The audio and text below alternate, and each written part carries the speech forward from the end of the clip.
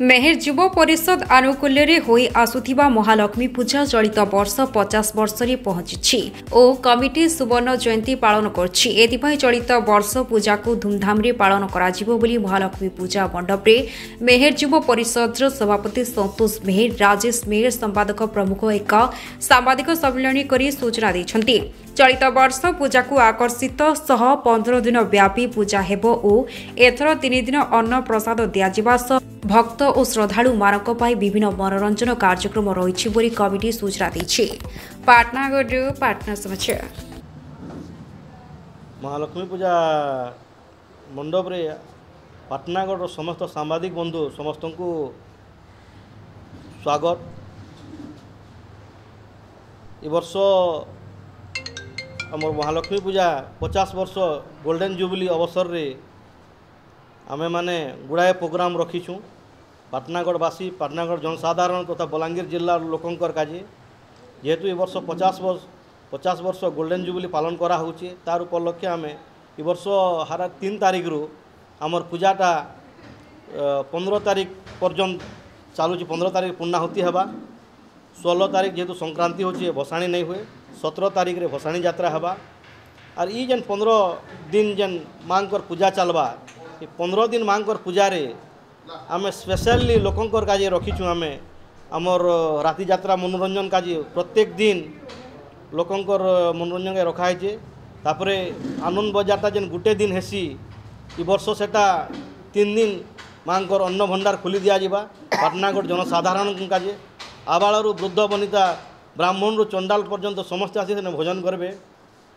तापरे मीना बजार से ही गढ़ भीतर फिल्ड रे पड़ुचे, बढ़े आकार पड़ुचे और आमर महालक्ष्मी पूजाटा आमे ई वर्ष 3 तारीख रे इटा अधिवास होचे। 3/12/2024 अधिवास होचे आओ कलश यात्रा होचे से दिन।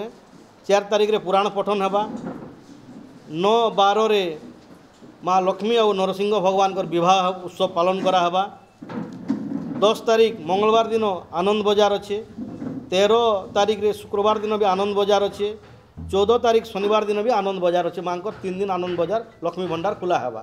से दिन समस्तंकर का सेटा खुला हेबा। हाराहारी गुटे दिन रे 10,000 15,000 लोक अधिका से अन्न भोजन करसन।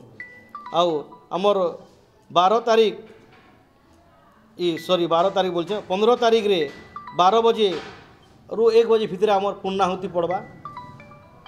आउ 17 तारीख रे भसाणी यात्रा 3 बजे रु हाराहारी राति 9 साढ़े 9 बजे तक भसाणी यात्रा महा आडंबर रे हेबा। जेन भसाणी यात्रा के आज तक बलांगीर जिल्ला रे भी बोधे नहीं हेतिबा बोलिया मते लागुची। ई प्रकार भसाणी यात्रा रे हेबा।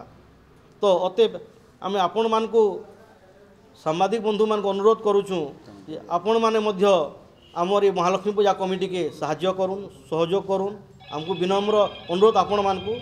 ई वर्षर विशेष आकर्षण रोचे इने तो जेन पूजा है से पूजा बाकी विशेष आकर्षण मांकर जेन ई वर्ष अन्न भंडारटा समस्त 3 दिन का खोली दिया हवा। जेन गुटे दिन खुला है 3 दिन का खुला हवा। जेनटा तमने गुटे दिन रो अन्न भंडार रो खर्च हाराहारी जेनटा 5 लाख प्लस होचे सेटा फिर ई आमर दाता मान के दाता माने ही दौछन। इटा इनु आमर निजे सेटा ई वर्ष 15 दिन धरी पूजा चलवा। 3 तारीख रु 15 तारीख तक पूजा चलवा। 17 तारीख भसाणी हवा। बजेटटा अच्छे हाराहारी 15 रु 20 लाख टंका अच्छे। भसाणी रे अनेक मनोरंजन कार्यक्रम अच्छे।